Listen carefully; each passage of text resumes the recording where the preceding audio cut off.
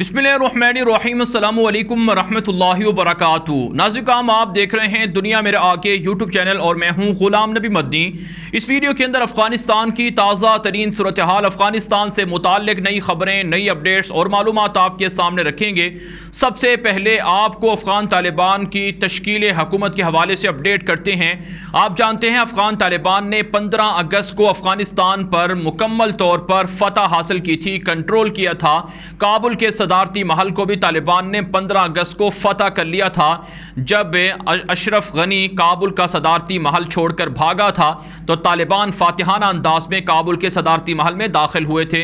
अब नाज़रीन, तालिबान की अमलन तश्कील जो हुकूमत की है उसकी तैयारियां मुकम्मल हो चुकी हैं। अफ़गान तालिबान के ज़राए ने बताया है कि काबुल के सदारती महल के अंदर तालिबान की जानिब से एक आली शान इज्तिमा हो रहा है, एक बड़ी कॉन्फ्रेंस और मीटिंग हो रही है, एक बड़ा इज्तिमा हो रहा है, एक बड़ी गैदरिंग हो रही है जहां पर तालिबान के मरकज़ी कायदीन मौजूद होंगे और तालिबान इस्लामी इमारत का ऐलान करेंगे। जी हाँ नाज़रीन, इस हवाले से अपडेट सामने आ रही हैं कि कल 3 सितंबर को बरोज़ जुमे के नमाज के बाद काबुल के सदारती महल के अंदर ये इज्तिमा होगा जिसमें तालिबान के जो पॉलिटिकल ऑफिस के सरबराह हैं मुल्ला अब्दुल गनी बरादर और तालिबान के दीगर कायदीन मौजूद होंगे। यहाँ तक कि इतला सामने आ रही है कि तालिबान के अमीर मुल्ला हिबतुल्लाह खुनज़ादा, नायब अमीर सिराजुद्दीन हक्कानी और नायब अमीर मुल्ला मोहम्मद याकूब वगैरह भी मंजर आम पर आ सकते हैं। तो ज़राए ने इस हवाले से तस्दीक कर दी है कि कल अफ़गान तालिबान की जानिब से जुमे के बाद एक आली शान इज्तिमा होगा जिसके अंदर अमलन तालिबान इस्लामी इमारत का ऐलान करेंगे। तो एक तो ये बड़ी खबर सामने आ रही है। दूसरी बड़ी खबर ये सामने आ रही है कि अफ़गान तालिबान की जानिब से वज़ीर ख़ारजा मुकर्रर कर दिया गया है। अफ़गान तालिबान ने कतर के अंदर जो तालिबान के सियासी दफ्तर के नायब हैं, जो नायब सरबराह हैं जिनका नाम शेर मोहम्मद अब्बास तंगज़ई है, उनको अपनी हुकूमत का वज़ीर ख़ारजा मुकर्रर किया गया है। गालिबन वो पहले दौरे हुकूमत के अंदर भी वज़ीर ख़ारजा रहे हैं, अच्छी इंग्लिश बोलते हैं और दीगर ज़ुबानों पर भी अबूर रखते हैं और कामयाब ख़ारजा पॉलिसी के हामिल हैं, इसलिए उनको तालिबान की इस्लामी इमारत का वज़ीर ख़ारजा मुकर्रर किया गया है। इसके अलावा नाज़रीन, कुछ दीगर ख़बरें भी अफ़गानिस्तान से सामने आ रही हैं। मसलन एक ख़बर यह सामने आ रही है कि अफ़गानिस्तान के अंदर अमन व अमान के हवाले से तालिबान का मिसाली निज़ाम जारी है। तालिबान ने काबुल के अंदर डाकुओं को, चोरों को और मुजरमों को पकड़कर सजाएं देना शुरू कर दी हैं। काबुल के अंदर डाकुओं ने एक ताजिर पर हमला किया और फायरिंग की, जिसके बाद उन्होंने $70,000 एक ताजिर से लूट लिए और उसे ज़ख्मी कर दिया, यानी ताजिर को ज़ख्मी कर दिया। लेकिन तालिबान को जब पता चला तो तालिबान ने 1 घंटे के अंदर ना सिर्फ डाकुओं को, चोरों को गिरफ़्तार कर लिया बल्कि उन्हें सजाएं देने का भी ऐलान किया है और जो लूटी हुई रकम है वो भी फौरी तौर पर ताजिर को वापस कर दी गई है। तो अफ़गानिस्तान के अंदर तालिबान अब तक के 2,500 से 3,000 चोरों को, डकैतों को, मुजरमों को गिरफ़्तार कर चुके हैं और जहां पर रोज़ाना कत्ल व गारत गिरी होती थी अब वहां पर कोई कत्ल व गारत गिरी नहीं हो रही है। यहाँ तक के नाज़रीन, जो मुर्दों के ताबूत थे जिनके अंदर मुर्दों को दफनाया जाता है, अब ताबूत बनाने वाले लोग भी परेशान हैं कि उनके ताबूत नहीं बिक रहे हैं क्योंकि तालिबान ने आकर अमन व अमान कायम कर दिया है। पहले रोज़ाना कोई ना कोई कत्ल होता था और ताबूत धड़ाधड़ बिकते थे, लेकिन अब ऐसा नहीं है। अमन व अमान के शानदार तालिबान ने इंतज़ामात किए हैं जिसकी पूरी दुनिया तारीफ़ कर रही है। और नाज़रीन, आने वाले दिनों में अफ़गान तालिबान दाइश, खुरासान और दीगर दहशत गर्दों के ख़िलाफ़ भी कामयाब ऑपरेशन की तैयारियां किए हुए हैं। तालिबान कहते हैं कि ना तो दाइश को और ना ही किसी और गिरोह को अफ़गानिस्तान के अंदर बदअमनी फैलाने की इजाज़त देंगे और मुजरमों को फौरी तौर पर गिरफ़्तार करके सजाएं देंगे। अदालतों का सामना करना पड़ेगा और तालिबान केसेस को, यानी मुकदमात को साल हा साल नहीं लटकाएंगे, फौरी फैसला करेंगे। सस्ता और फौरी इंसाफ तालिबान मुहैया करके दुनिया के सामने नए निज़ाम अदल की मिसाल कायम करेंगे, ये तालिबान के ज़राए ने बताया है। इसके अलावा नाज़रीन, एक और अच्छी खबर सामने आ रही है कि अफ़गानिस्तान का काबुल एयरपोर्ट फंक्शनल हो रहा है। अफ़गानिस्तान के काबुल एयरपोर्ट से कल باقاعدہ فلائٹ آپریشن شروع ہو جائے گا۔ ملکی سطح پر جو ڈومیسٹک فلائٹس ہیں ان کا سلسلہ کل شروع ہونے جا رہا ہے۔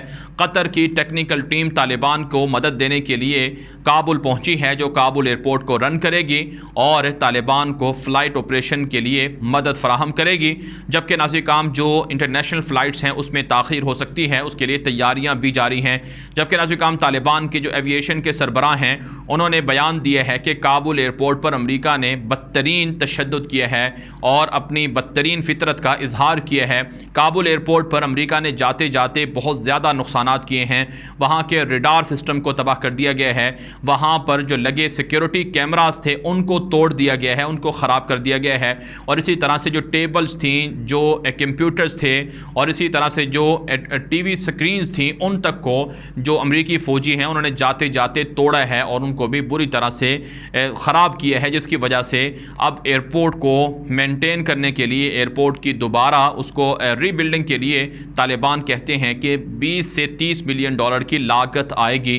تو یہ امریکہ کی صورتحال ہے۔ ناظرین کرام آپ کو ایک ویڈیو بھی دکھاتے ہیں، یہ ویڈیو امریکی فوجیوں کی ہے جب وہ افغانستان سے جا رہے تھے تو انہوں نے جاتے جاتے جو افغانستان کے اندر امریکہ ساز و سامان لایا تھا، ٹینک تھے، جہاز تھے، ان کو کس طرح سے خراب کیا ہے، اس کا اندازہ آپ اس ویڈیو کو دیکھ کر لگا سکتے ہیں۔ کہا جاتا ہے امریکہ نے کابل کے اندر ایئرپورٹ پر کھڑے ہوئے تقریباً 80 سے زائد جہازوں کو نقصان پہنچایا ہے، انہیں ناکارہ بنایا ہے، خراب کیا ہے، اور اسی طرح سے درجنوں گاڑیاں تھیں جنہیں امریکہ نے جاتے جاتے، ٹینک تھے اور دیگر گاڑیاں تھیں، انہیں بھی ناکارہ بنا دیا ہے۔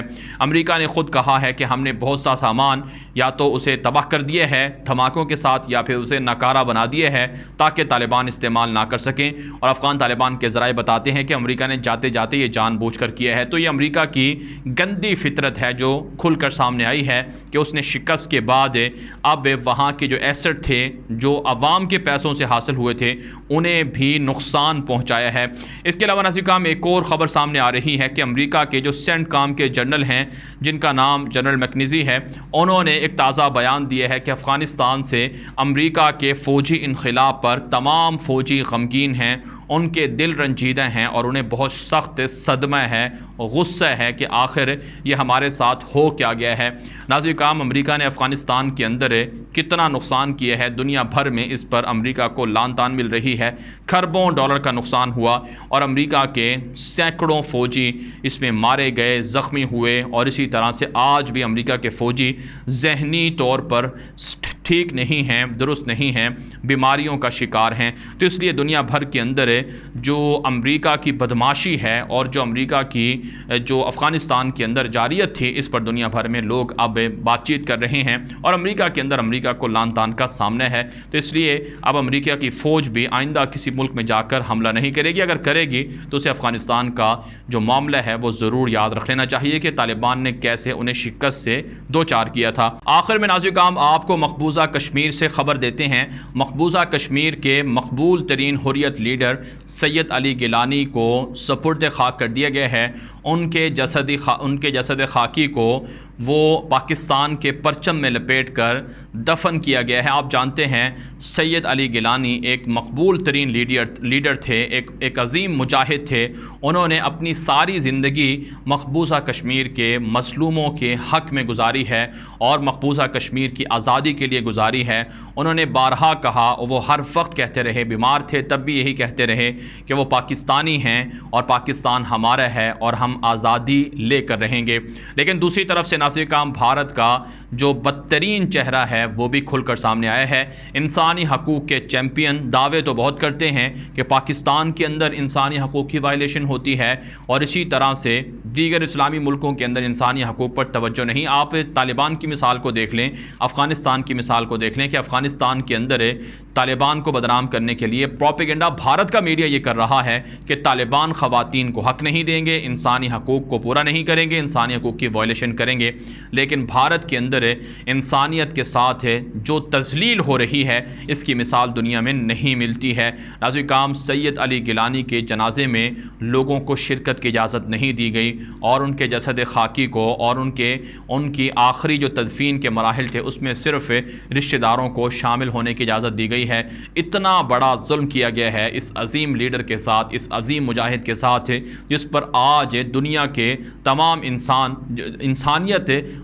انسانیت کا سر شرم سے جھک کر رہ گیا ہے۔ یہ کچھ ہوا ہے مقبوضہ کشمیر کے اندر، اور مقبوضہ کشمیر کے اندر بھارت پچھلے 70 سالوں سے جو مظالم لوگوں پر ڈھا رہا ہے اس کی مثال دنیا کے اندر نہیں ملتی ہے۔